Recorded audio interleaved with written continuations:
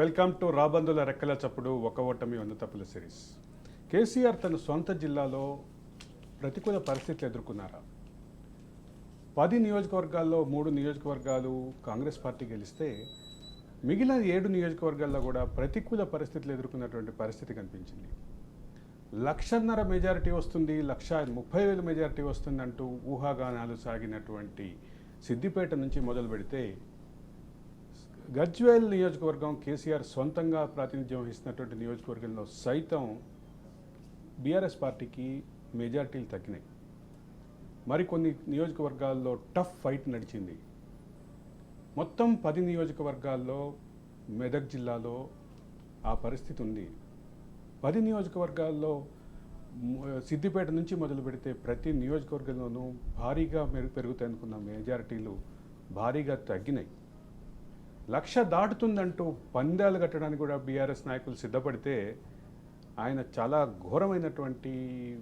అటువంటి వాళ్ళందరికీ ఘోరమైనటువంటి ఆశనిపాతమైంది. ఇక అదే సందర్భంలో ఈ పర్టిక్యులర్ మెదక్ జిల్లాకి మొత్తం నిధులన్నీ తీసుకొచ్చి మెదక్ జిల్లాకి పెట్టారు, మెదక్ జిల్లాకు కేంద్రంగానే జరిగింది అభివృద్ధి అని ప్రచారం జరిగితే, మెదక్ జిల్లా కోసమే, మెదక్ జిల్లాలో ఉన్నటువంటి ఒక ప్రాంతం కోసమే కాళేశ్వరం లాంటి ప్రాజెక్టు కూడా కట్టారన్న ప్రచారం జరిగితే, కాళేశ్వరంలో నిర్వాసితుల భూములు పోయి వాళ్ళందరి ఆక్రందనలు అవన్నీ విన్న నేపథ్యంలో మరోవైపు కాళేశ్వరం ఫలితాలు ఎక్కడ కనిపించని పరిస్థితి ఉంది. కాళేశ్వరం కాలువలు పారుతుంటే పక్కన సాగు కోసం బోర్లు వేసుకున్నటువంటి పరిస్థితి చూసాం. వీటన్నిటి నేపథ్యంలో అసలు మెదక్ జిల్లాలో టీఆర్ఎస్ పరిస్థితి ఏంటి, టీఆర్ఎస్ అలియాస్ బీఆర్ఎస్ పరిస్థితి ఏంటి, బీఆర్ఎస్ యొక్క రాజకీయ ప్రస్థానం ఉర్రూతలూగించినటువంటి మెదక్ జిల్లాలో ఈరోజు పతనం దిశగా వెళ్తుందా అనేటటువంటిది ప్రధానమైనటువంటి చర్చ. ఈ అంశం గురించి మా ప్రతినిధి మనకి సమగ్రమైనటువంటి సమాచారం అందించడానికి ఉన్నారు. మా ప్రతినిధి వెళ్ళే క్రమంలో ఒక విషయం క్లియర్గా ఆలోచించాలి. కేసీఆర్ వెంట 2001 నుంచి నడిచిన వాళ్ళందరూ దూరం అయిపోయారు అనే క్రమంలో చివరికి సొంత జిల్లా కూడా దూరమైందా అనేటటువంటి ప్రశ్న, ఆ చర్చ అయితే ఉధృతంగా ఉంది. మా ప్రతినిధి, మా సిద్దిపేట నుంచి మా మెదక్ జిల్లా ప్రతినిధి మనకి దానికి సంబంధించిన వివరాలన్నీ అందించడానికి ఉన్నారు. Over to you Raju, over to you. Party పుట్టుక మెదక్ జిల్లాలోనే సాగింది. అయితే ఉద్యమ సమయం నుంచి కూడా మెదక్ జిల్లా అంతా కూడా టీఆర్ఎస్ పార్టీకి, బీఆర్ఎస్ పార్టీకి కంచుకోటగా ఉండే. 2009 ఎలక్షన్లో పోలిస్తే అప్పుడు బీఆర్ఎస్ పార్టీకి 1 సీటు, కాంగ్రెస్కు 9 సీట్లు అలా ఉండేవి. రానున్న క్రమంలో 2014లో తెలంగాణ రావడం, ఆ తర్వాత టీఆర్ఎస్ పార్టీ పుంజుకోవడం, కేసీఆర్ కూడా గజ్వేల్ నుంచే ప్రాతినిధ్యం వహించడంతో రాజకీయాలన్నీ కూడా, రాజకీయ సమీకరణలన్నీ కూడా మారిపోయి మెదక్ జిల్లా, ఉమ్మడి జిల్లా 10 స్థానాల్లో 1 స్థానం మాత్రమే కాంగ్రెస్కు ఇచ్చి తర్వాత 9 స్థానాలు టీఆర్ఎస్ కైవసం చేసుకుని జరిగింది. అదేవిధంగా 2014, 2018లో కూడా అదే తంతు కొనసాగింది.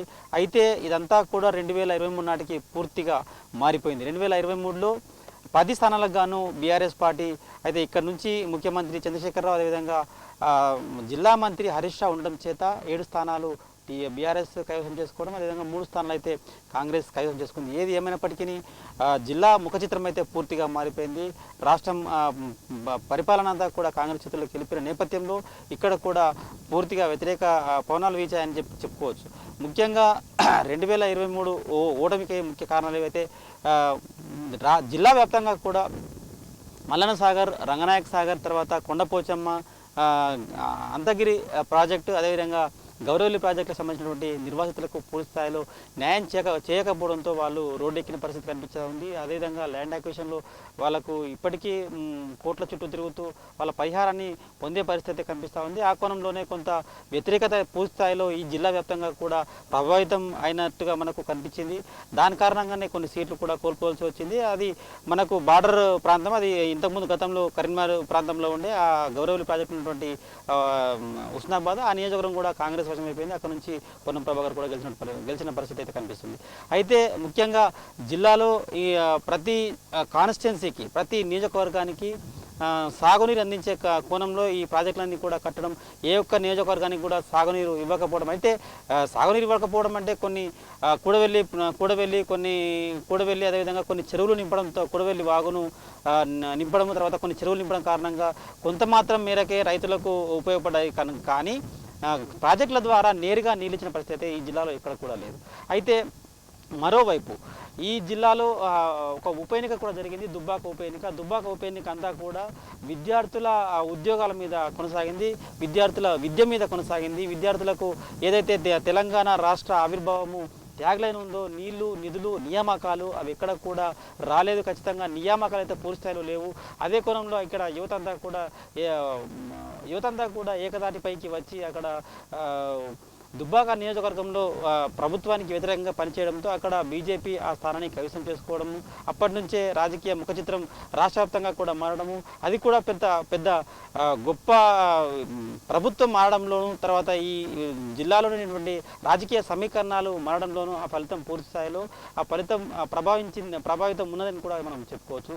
అయితే ముఖ్యంగా ఇక్కడ బీసీ బంద్ కావచ్చు, దళిత బంద్ కావచ్చు, డబుల్ బెడ్రూమ్లు కూడా ఎక్కడ ప్రజలకైతే పూర్తిస్థాయిలో రానటువంటి పరిస్థితి కనిపిస్తూ ఉంది. ఇప్పటికే గత 2001 నుంచి 2024 వరకు పోలిస్తే టీఆర్ఎస్ పార్టీ నాయకుల కొంత భూదందాలు కూడా ఎక్కువయ్యాయని చెప్పి ఆరోపణ అయితే పూర్తిస్థాయిలో జిల్లా వ్యాప్తంగా కూడా కనిపించిన పరిస్థితి కనిపిస్తూ ఉంది. అదేవిధంగా డబుల్ బెడ్రూమ్ల వ్యవహారంలో కావచ్చు, తర్వాత బీసీ బంద్ వ్యవహారంలో కావచ్చు, రకరకాల వ్యవహారంలో ఇప్పటికే వాళ్ళ ఏదైతే ఎమ్మెల్యేల అనుచరులు, తర్వాత రెండవ తరం నాయకుల అనుచరులకు మాత్రమే ఈ పథకాలు వచ్చినట్టుగా, తర్వాత వాళ్ళు ప్రభుత్వం నుంచి వచ్చే పథకాలు లబ్ధి పొందినట్టుగా కూడా పూర్తిస్థాయిలో ఆరోపణలు ఉన్నాయి. ఆ నేపథ్యంలో కూడా ప్రజల నుంచి పూర్తిస్థాయిలో వ్యతిరేకత వచ్చింది. ఆ కోణంలో కూడా టీఆర్ఎస్ పార్టీ ఓటమికి కారణమైంది. మొత్తానికి చూసుకుంటే జిల్లా వ్యాప్తంగా ఇప్పటికే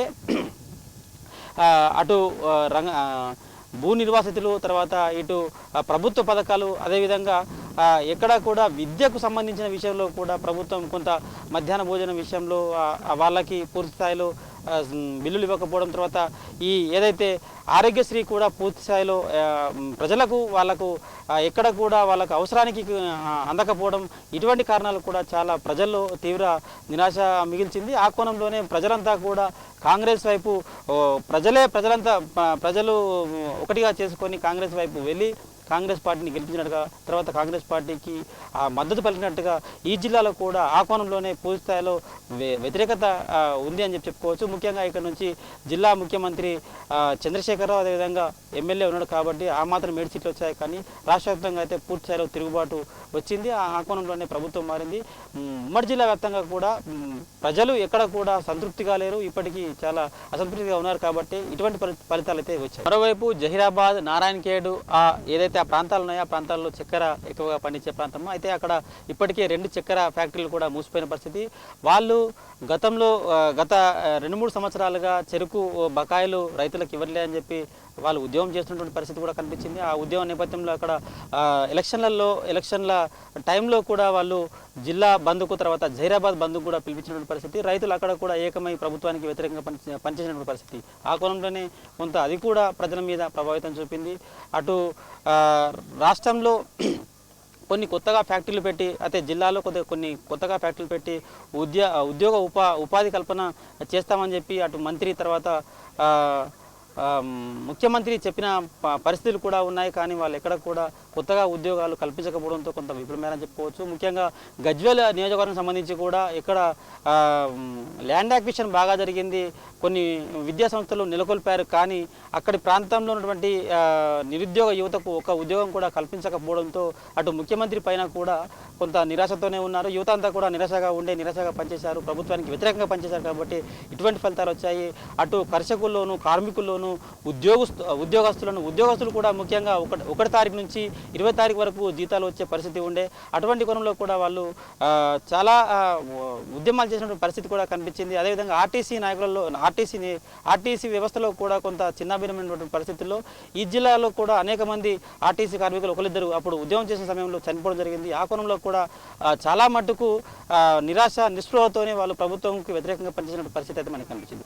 మొత్తానికి చూసుకుంటే అన్ని వర్గాలు, అటు కార్మికులు, కర్షకులు, ఉద్యోగస్తులు, తర్వాత విద్యార్థులు, నిరుద్యోగులు అంతా కూడా ఏకతాటిపైకి వచ్చి ఈసారి ఖచ్చితంగా ప్రభుత్వాన్ని మార్చాలనే కోణంలోనే పనిచేసినట్టుగా అయితే మనకు కనిపించింది. ఆ కోణంలోనే ఇటువంటి ఫలితాలు వచ్చాయి. కాబట్టే ఈరోజు టీఆర్ఎస్ పార్టీ ఇక్కడ ముఖ్యమంత్రి ఉన్న తర్వాత స్థానిక మంత్రి హరీష్ రావు ఉన్న, ముఖ్యమంత్రి చంద్రశేఖరరావు ఉన్న ఈ జిల్లాలో కూడా ఇంత నిరాశ నిస్పృహ ఉందంటే వాళ్ళు ప్రజల దగ్గరికి క్షేత్రస్థాయిలో పనిచేయలేదు, వాళ్ళు పై స్థాయిలోనే పనిచేస్తారు అనే కోణంలోనే కనిపిస్తూ ఉంది. అభివృద్ధిలో కూడా ఇక్కడ వాళ్లకు అనుకూలమైనటువంటి కాంట్రాక్టర్లకు ఇచ్చి తర్వాత దోపిడీ చేస్తారన్న నేపథ్యంలో కొంత ఆరోపణలు కూడా వచ్చాయి. అటువంటి ఆరోపణలు కూడా తీవ్ర స్థాయిలో అంటే పూర్తి స్థాయిలో ఇక్కడ ప్రజలను ప్రభావితం చేసిందని కూడా చెప్పుకోవచ్చు. ముఖ్యంగా టీఆర్ఎస్ పార్టీ ఓడిపోవడానికి అన్ని వర్గాల్లో ఎక్కడా కూడా ఏ ఒక్క వర్గం కూడా సంతృప్తిగా లేదు. అదేవిధంగా మా దగ్గర అటు సిరిసిల్లలో అయితే చేనేత కార్మికులకు ఒక ప్రత్యేక అది ఏర్పాటు చేసి ప్రత్యేక ఒక సంస్థను ఏర్పాటు చేసి అక్కడ అభివృద్ధి చేసినట్టుగా కనిపించింది. కానీ ఇక్కడ దుబ్బాక సిద్దిపేటను పట్టించుకోకపోవడంతో ఆ వర్గాల్లో కూడా అటు కుల సంఘాలు తర్వాత ఇటు రాజకీయ నాయకులు అదేవిధంగా ప్రజలు కార్మికులు కర్షకులు ఉద్యోగస్తులు ఏ ఒక్క వర్గం కూడా సంతృప్తిగా లేకపోవడంతో ఇటువంటి ఫలితాలు వచ్చాయి. కాబట్టి మెదక్ ఉమ్మడి జిల్లాలో కూడా టీఆర్ఎస్ పార్టీకి పూర్తి స్థాయిలో వ్యతిరేక పనులు వీర్చాయి. ఇది ఉమ్మడి జిల్లా వ్యాప్తంగా టీఆర్ఎస్ పార్టీ ఓడిపోవడానికి గల కారణం అని చెప్పి పూర్తి యా థ్యాంక్ యూ రాజు. అయితే ప్రధానంగా కేసీఆర్ జిల్లాలో కేసీఆర్కి ప్రతికూలంగా అనిపించినటువంటి అంశాల గురించి మా ప్రతినిధికి సమగ్రమైనటువంటి విశ్లేషణ చూసాం. అయితే ఈ అంశంపై మనతోటి డిబేట్లో పాల్గొంటున్నారు జనార్దన్ రెడ్డి గారు, కాంగ్రెస్ పార్టీ లీగల్ సెల్ నుంచి. జనార్దన్ రెడ్డి గారు స్వాగతం. ఏంటి కేసీఆర్కి సంబంధించినటువంటి సొంత జిల్లా, అందులోనూ కేసీఆర్ గతంలో ప్రాతినిధ్యం వహించినటువంటి సిద్దిపేట నియోజకవర్గానికి చెందిన వాళ్ళు మీరు. అయితే నాకు ఒక విషయం అర్థం కాలేదు. కేసీఆర్ ఒక పక్క మెజారిటీ తగ్గింది, మరోపక్క హరీష్ రావు మెజారిటీ తగ్గింది. అక్కడి నుంచి మొదలు పెడితే ప్రతి నియోజకవర్గంలో కూడా ప్రతికూల పరిస్థితులే ఉన్నటువంటి పరిస్థితి కనిపించింది. ఒక నర్సాపూర్ తప్ప కొత్తగా టీఆర్ఎస్ గెలుచుకున్నటువంటి స్థానం నర్సాపూర్, దుబ్బాక తప్ప ఎక్కడ కనిపించలేదు. దీనికి ప్రధానమైనటువంటి కారణం ఏం కనిపిస్తుంది మీకు? మీ జిల్లా వరకు ఏం కారణం కనిపిస్తోంది? వాస్తవంగా మన మాజీ ముఖ్యమంత్రి చంద్రశేఖరరావు గారు 2001 ఏప్రిల్ 20న పార్టీ స్థాపించిన ప్రారంభం నుండి 2009 వరకు ఒక దశ, 2009 నుంచి 2014 వరకు ఒక దశ, 2014లో శ్రీమతి సోనియా గాంధీ గారు తెలంగాణ ఇచ్చిన తర్వాత అనూహ్య రీతిలో అనుకోని సందర్భంలో ముఖ్యమంత్రి అయినటువంటి సందర్భం 2014 నుంచి 18 దాకా ఒక సందర్భం, 2018 నుంచి మొన్నటి ఎన్నికల్లో 2023-24 వరకు జరిగినటువంటి ప్రక్రియ ఒక భాగం. కేసీఆర్ ఇక్కడ 2018 వరకు 2014 నుంచి 18 వరకు కూడా పొరపాట్లు చేసుకుంటూ వచ్చాడు. కానీ 2014 నుంచి 18 వరకు చేసినటువంటి పొరపాట్లను ప్రజలు పూర్తిగా గ్రహించడంలో కొంత వాళ్ళు చాచర్యం చేసి ఇంకా ఏదో ఒకసారి అవకాశం ఇస్తే మళ్ళీ ముఖ్యమంత్రిగా మన రాష్ట్రానికి ఏదైనా చేస్తాడు మంచి ఆశతోని 2014లో కాంగ్రెస్ పార్టీ అప్పుడు చంద్రబాబు గారితో పొత్తు చేయడం, అది కూడా ఒక చారిత్రక తప్పిదంగా ప్రజలు భావించి అప్పుడు మళ్ళీ కేసీఆర్కు అయిష్టంగానైనా 2018లో కేసీఆర్ గారికి మళ్ళీ తెలంగాణ సమాజం అవకాశం ఇచ్చింది. ఎప్పుడైతే ఈ తెలంగాణ సమాజం 2018లో అవకాశం ఇచ్చిన తర్వాత కేసీఆర్ గారు ఒకటే భావించారు, ఇక ఈ రాష్ట్రంలో నేను 40 సంవత్సరాల వరకు నేను నా కుటుంబం తప్ప ఎవరు పరిపాలించలేరు, ఈ రాష్ట్రంలో ఎవరు నా తోటి నాయకులు లేరు, నా అంత భాషా కోవిదులు లేరు, నా అంత తెలివైన వాళ్ళు లేరు, నా అంత మేధావులు లేరు, ఈ తెలంగాణ సమాజం సహజంగానే వెనుకబడ్డ సమాజం. ఒక రకంగా ఉమ్మడి రాష్ట్రంలో కాంగ్రెస్ పార్టీలో మంచి నాయకత్వం ఎదగకుండా అప్పటికి ఒక ఎక్స్పోజ్డ్ లీడర్ లేకుండా ఒక కారణం, భారతీయ జనతా పార్టీలో కూడా మంచి లీడర్షిప్ లేకపోవడం ఒక కారణం, వివిధ ప్రతిపక్ష పార్టీలో కూడా తెలంగాణ సమాజాన్ని ప్రభావితం చేసేటువంటి నాయకత్వం లేదు. కాబట్టి నేను ఈ రాష్ట్రాన్ని 40 ఏళ్ళు పరిపాలిస్తా అని చెప్పి ఒక అహంకారంతో దురహంకారంతో ఒక గడి కట్టుకొని ఫామ్ హౌస్లోనే.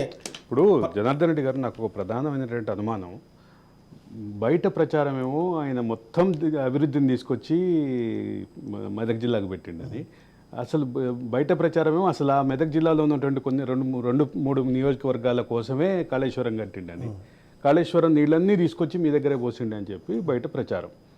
మీ జిల్లాలో మాత్రం ఇంత వ్యతిరేకత వచ్చింది, అభివృద్ధిని చూడలేదా? అదే అభివృద్ధి ఎప్పుడైనా తెలంగాణ సమాజం ఇప్పుడే కాదు, స్వాతంత్రం వచ్చినప్పటి నుంచి ఇప్పటిదాకా కూడా ఎప్పుడూ ఒక అభివృద్ధే కాకుండా అభివృద్ధిలో జరిగినటువంటి అవినీతి, అక్రమాలు, దాష్టికం, అందులో జరిగినటువంటి అన్నిటిని దృష్టిలో పెట్టుకొని, అంటే కర్ణుని సావుకు 100 కారణాలు ఉంటాయి. ఒక రాజకీయ నాయకుడు ఓటమి చెందిండన్నా గెలిచిండన్నా దానికి చాలా ఫ్యాక్టర్స్ నిర్ణయించబడతాయి. అందులో అంటే ఇప్పుడు కేసీఆర్ గారు ఇంత అభివృద్ధి చేసి కూడా మెదక్ జిల్లాలో అంటే సరైనటువంటి ఫలితాలు సాధించలేనటువంటి ఒక ప్రశ్నకు నేను ఒకటే జవాబు చెప్తున్నా.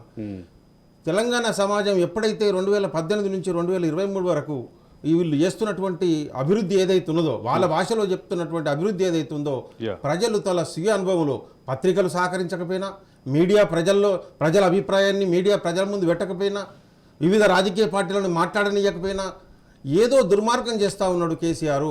లక్షల కోట్లు వేస్ట్ చేస్తూ ఉన్నాడు.